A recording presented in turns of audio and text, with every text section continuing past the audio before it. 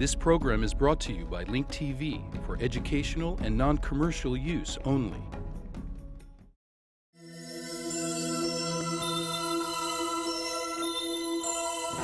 Mosaic, a daily news program from Link TV, presents a selection of news reports from independent and state-controlled broadcasters from throughout the Middle East.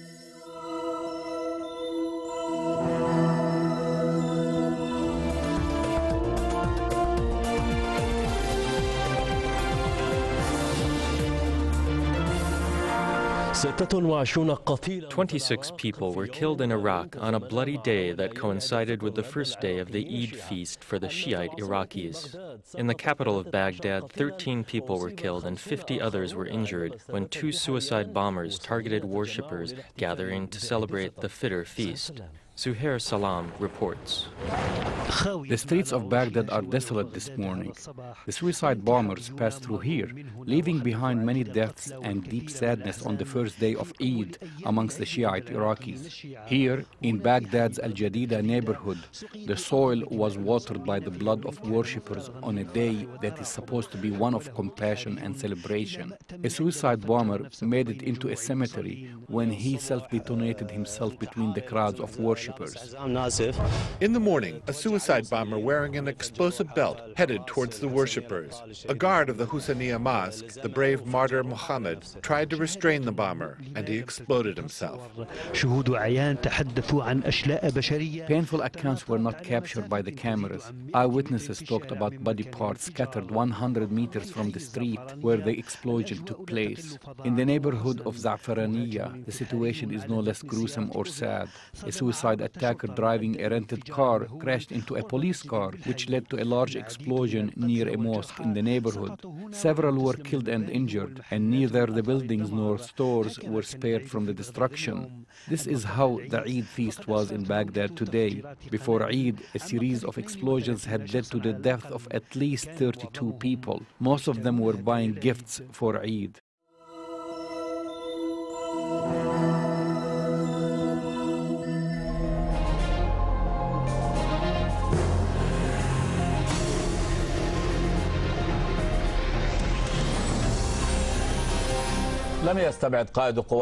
The commander of the NATO forces in Afghanistan, General David McKiernan, said that reconciliation with the Taliban leader Mullah Mohammed Omar is likely. McKiernan said that he's willing to support reconciliation efforts by the Afghan government. The Afghan President Hamid Karzai said that he asked for Saudi Arabia's help beginning negotiations with the Taliban. This is more than a holiday wish.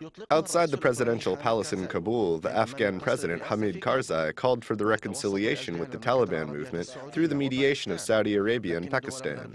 Western countries like France and Canada rushed to express their support of the reconciliation process with the Taliban. Karzai, who gave a speech on Eid al-Fitr holiday, welcomed the return of Mullah Omar and other Taliban leaders and vowed to protect them if the Western forces try to harm them. So far, the Taliban movement did not respond, but it seems that Karzai's call has been accepted by major players in the ongoing war. The commander of the NATO forces in Afghanistan, General David McKiernan, said that the situation in Afghanistan needs a political solution, not a military one. Therefore, McKiernan does not believe that it is unlikely for reconciliation efforts to be made with Mullah Mohammed Omar. McKiernan is trying to emulate the Iraqi experience, which explains why he called for creating a balance of power between the government and the tribes. The U.S. did not comment on these calls. However, McKiernan's statements came while he was on a trip to Washington, where tense debates were ongoing about the best ways to counter the violence in Afghanistan. 7 years have passed since Washington's war in Afghanistan, but the Taliban movement is still present and it has been gaining momentum. The coalition forces lost more than 200 soldiers this year alone, yet they still have not proposed a clear strategy on how to end the war. They do not even know when their commitment to the war will end. Joining us from Kabul, Al Jazeera correspondent Walio Allah Shaheen. Walio Allah, there are several calls to reconcile with the Taliban. Is there a willingness to enter into a reconciliation process? And what is the expected response from the Taliban? الحقيقة هذه دعوة قديمة جديدة الرئيس الأفغاني في السابق كذلك أطلق مثل In fact, the calls for reconciliation are not new. The Afghan president had made similar calls for reconciliation, but he used to exclude certain leaders, such as Mullah Omar, the leader of the Taliban, and Qalbaldin Hekmatyar, the leader of the Islamic Party.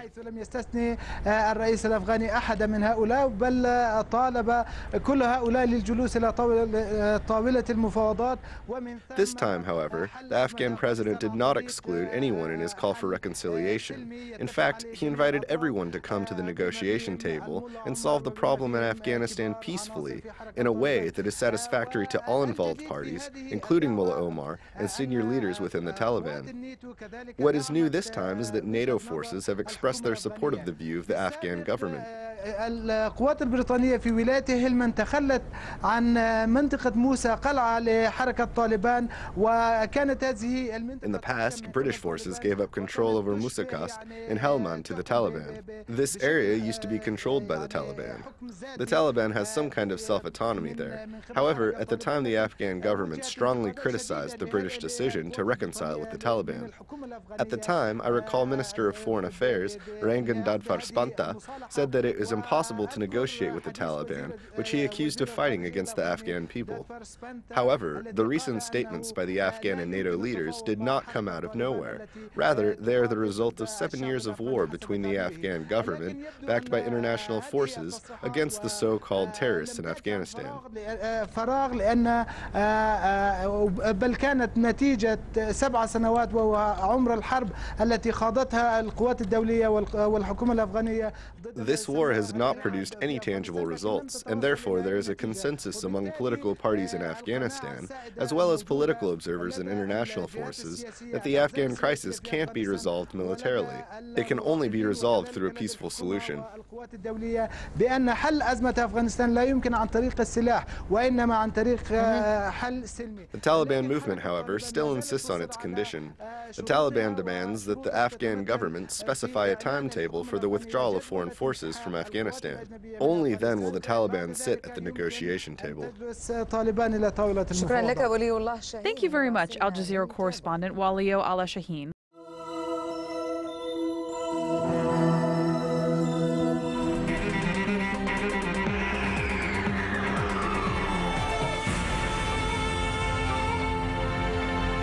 أهلا بكم من جديد. أبدت 6 دول أوروبية على الأقل والولايات المتحدة استعدادها للمشاركة في عملية عسكرية جوية وبحرية ضخمة لمكافحة. At least 6 European countries and the United States expressed their readiness to participate in a large air and naval military operation to fight pirates and piracy at the seashore of Somalia.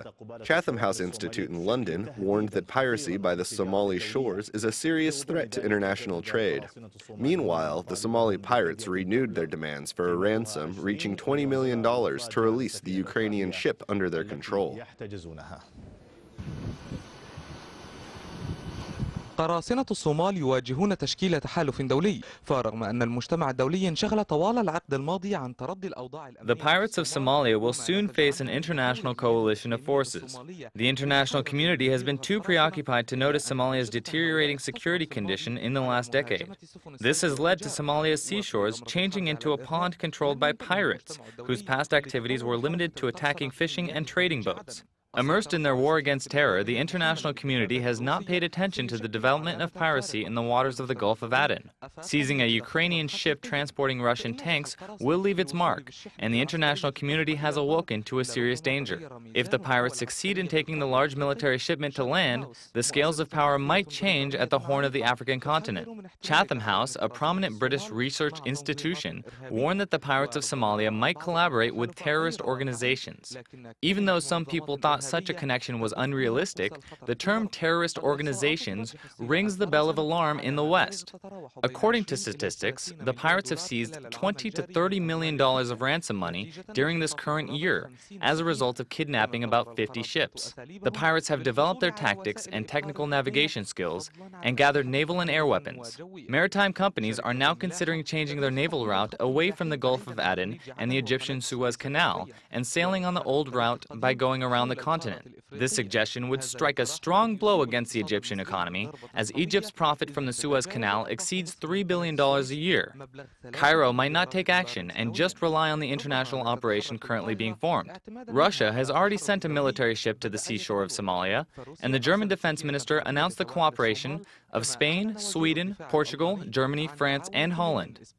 This cooperation might lead to establishing international Navy police. Washington also moved its military ships, which suggests that the hour of confrontation with the pirates of Bab al-Mandab is nearing. Mazen Aman, Al-Arabiya. Mazen Aman, Al-Arabiya. Joining us from Paris is Al Arabiya correspondent Hussein Fayyad Kunaybar. Hussein, France has experience with the pirates in Somalia, so how can it help in this matter? نعم في الواقع فرنسا تعمل على أكثر من خط أشير سريعا إلى أن France is working on more than one path. Special French units freed 2 French hostages at the Somali seashores in a swift operation on the 16th of last month. There was another similar operation carried out in April of last year. The paths that France is now working on include a French decision currently under consideration in New York, which calls for the formation of an international anti-piracy operation under the United Nations.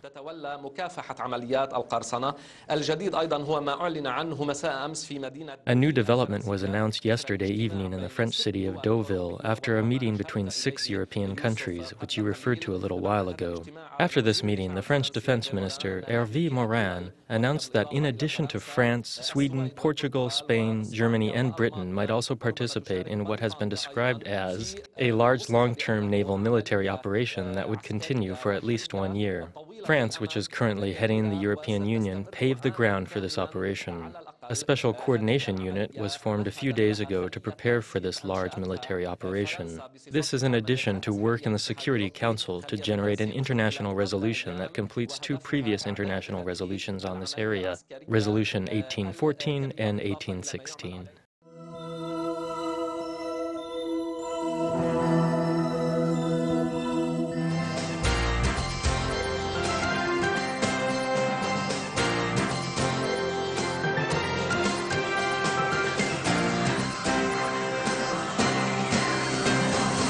Outgoing Prime Minister Ehud Olmert was questioned by police for the 8th time this morning in his Jerusalem residence. Last month, Olmert announced his resignation after police recommended that he be indicted on corruption charges involving cash he allegedly received from U.S. businessman Morris Talansky and on the so-called Rishon Tours affair. Today, Olmert was questioned under caution on his connection with Rishon Tours and suspicions that he was reimbursed by several different organizations for the same trips abroad. Olmert reportedly refused to answer questions on that issue today, saying he needs to consult with his attorneys. Olmert's spokesman, Amir Dan, said that it's a scandal that the police recommended indicting the Prime Minister before they completed their investigation. Dan said it's time for the public to wake up to what's really happening, as he put it. The trial opened in Tel Aviv today of former Finance Minister Avram Hirschon. He was charged on multiple counts, including theft, fraud, breach of trust and money laundering. The former Finance Minister is suspected of embezzling over 4 million shekels while serving as head of the Likud-affiliated National Labour Federation. Meanwhile, Ovadia Cohen, a former senior official in the Labour Federation, who's considered the key witness against Hirschon, was convicted today of embezzling some 2 million shekels from the fund and giving most of it to the former finance minister.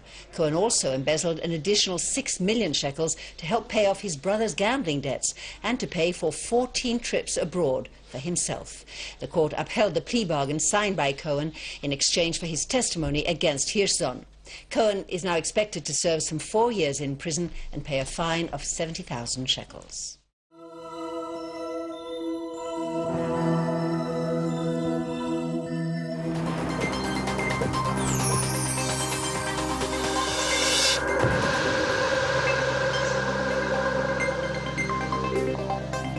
نقل الطيب عبد الرحيم أمين عام الرئاسة تحيات السيد الرئيس محمود عباس للرئيس الصيني The Palestinian President Mahmoud Abbas sent his greetings to the Chinese President Hu Jintao and to the Chinese leadership, party and people on the 59th anniversary of the establishment of the Chinese Republic.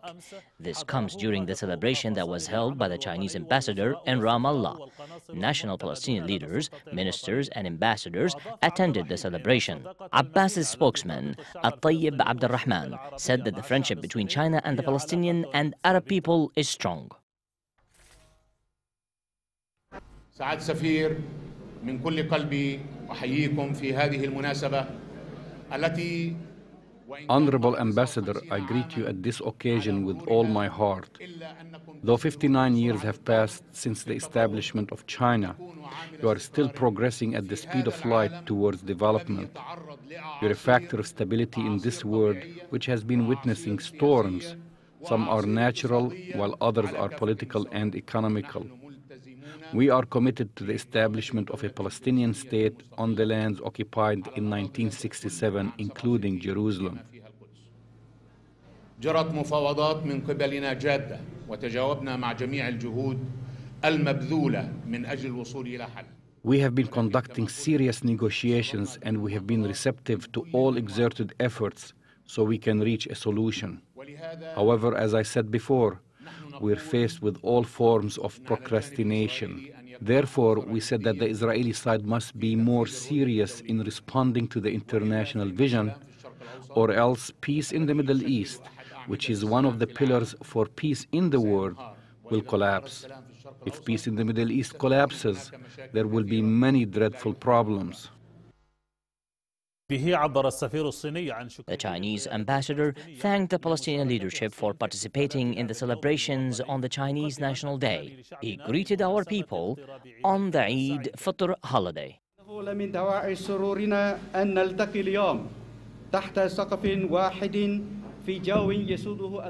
We are happy to meet today under the same roof in an atmosphere of happiness and joy.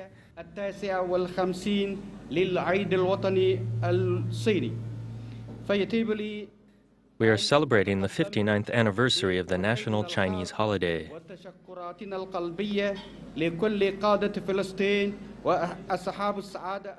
I would like to give our warm welcome and gratitude for all of Palestine's leaders, ambassadors, representatives, and to the attendees.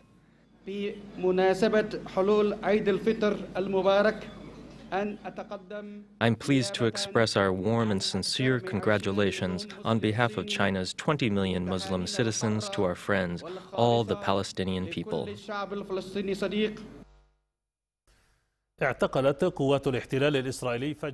The Israeli occupation arrested 3 citizens in northern West Bank cities. Israeli sources said that 3 wanted people were arrested, 2 in Nablus and the 3rd one in Jenin. The Israeli sources said that they were transported to investigation facilities for interrogation.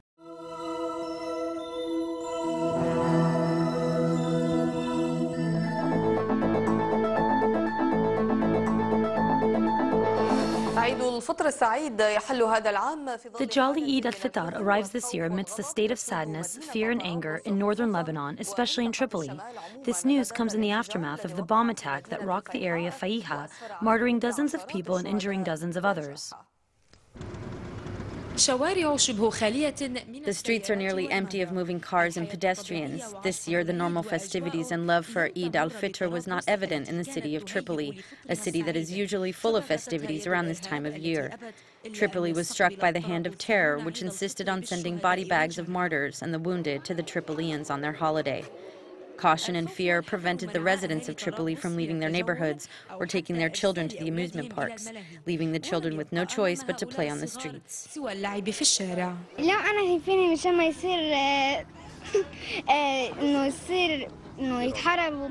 I hope they don't use guns and fight one another. Aren't you afraid to be playing here? No.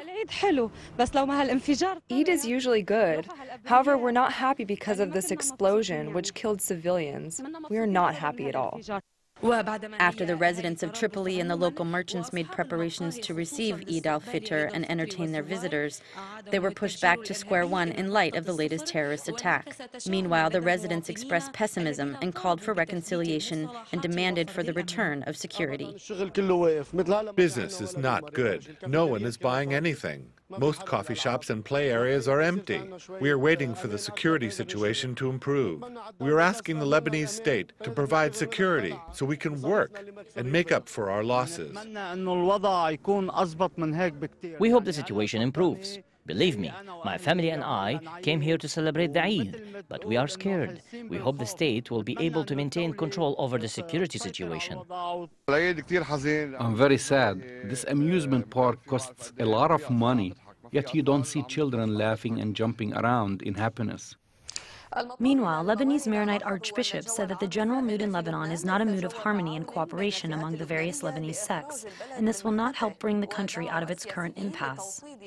In addition, they called on Lebanese politicians to strengthen the spirit of reconciliation, especially after the unrests that rock the country, including the incident of Bisarma. Lebanese Maronite archbishops issued a statement at the end of their monthly meeting held in Bitriki, saying that the attack on Tripoli proves that those wishing Lebanon harm are still active. Several Lebanese, including soldiers, were killed and several others were wounded in the attack. The archbishops added that the attack is a wake-up call for the various Lebanese sects. Therefore, they must answer the call of their national conscience and join forces in a show of unity. الجو العام السائد في لبنان ليس جو تعاون بين مختلف الفئات اللبنانية. The general mood in Lebanon is not an atmosphere of cooperation among the various segments of the Lebanese society. Lebanese must come together to help take the country out of the current impasse, as well as bring it back to a normal situation, which in turn will help its people live prosperously in its territories. All Lebanese must work together to promote peace and prosperity in Lebanon, a country that was rocked by waves of unrest, including the painful incident of Bisarma. It's time the politicians work together to restore calm, promote peace, and strengthen the spirit of reconciliation and cooperation among all Lebanese citizens. We must unite to help bring Lebanon to a normal situation and help wipe out its debts. We must also restore its confidence and enable all Lebanese citizens to live a prosperous and a dignified life. وتمكين جميع أبنائه من عيش رضي كريم. Maronite archbishops confirmed that national solidarity requires all segments of Lebanese society to unite and help pave the way for the next generation, which includes providing college funds for them.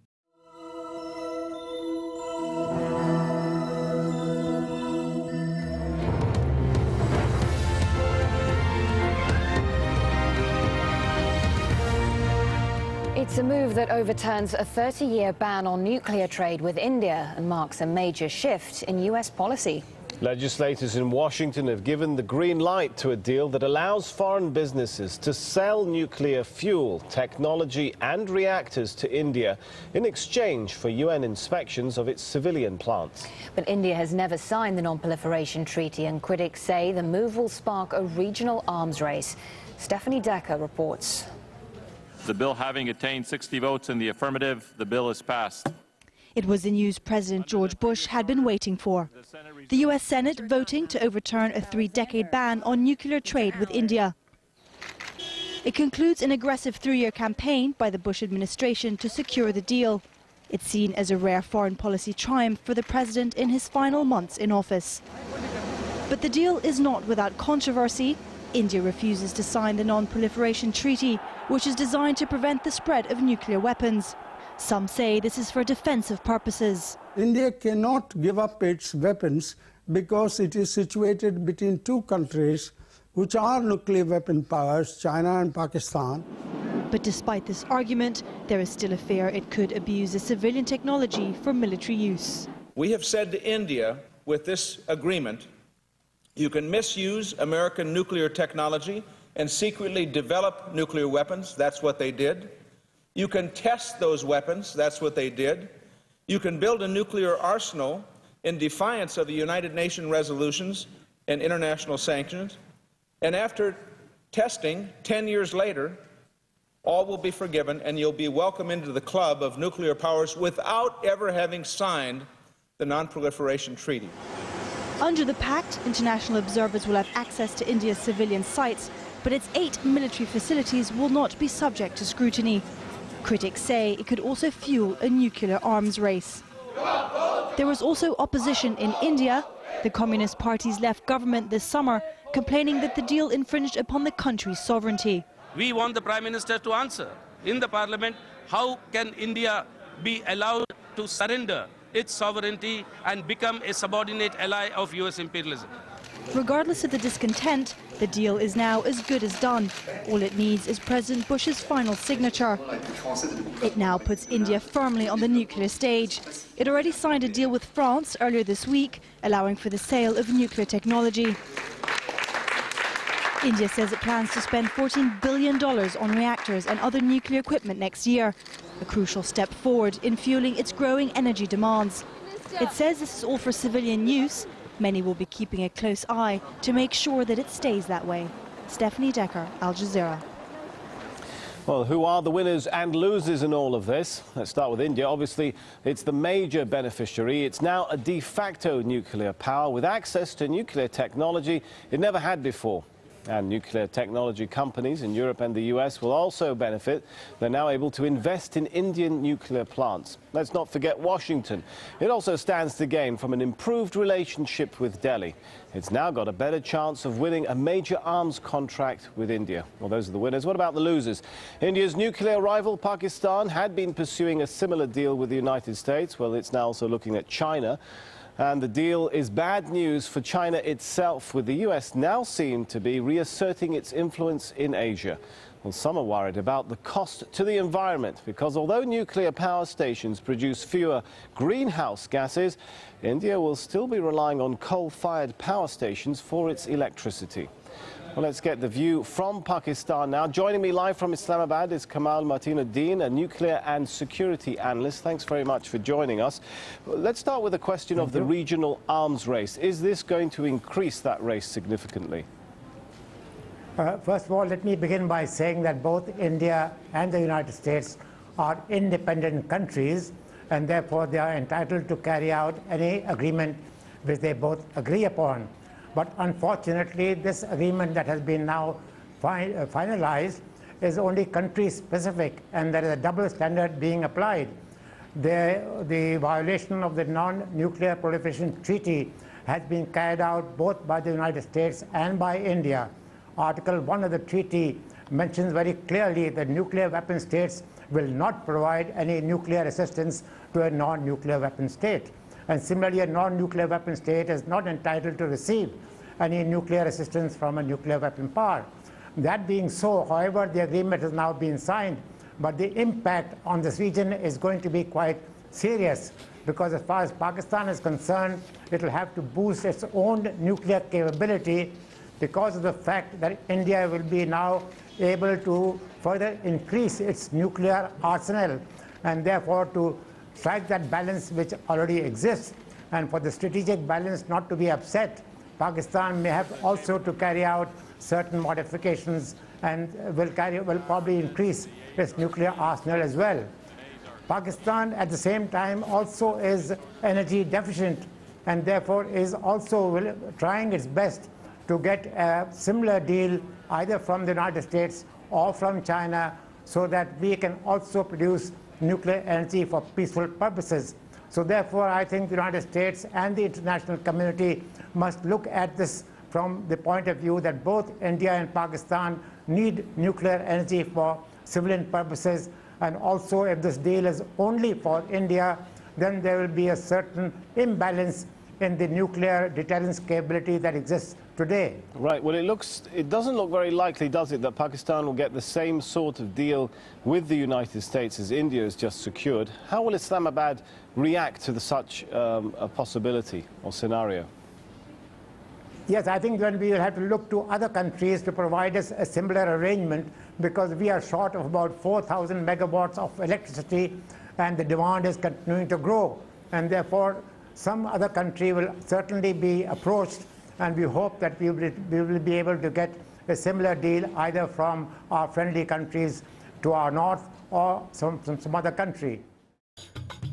Get more news about the Middle East online at linktv.org/Mosaic. The Mosaic webpage offers a complete archive of Mosaic programs, program transcripts, the Mosaic video podcast, and the Mosaic Intelligence Report, a weekly analysis of the hottest stories from the Middle East. The views expressed on Mosaic are those of the participating broadcasters, not Link TV or its sponsors. The production of Mosaic is made possible with the support of viewers like you. Thank you.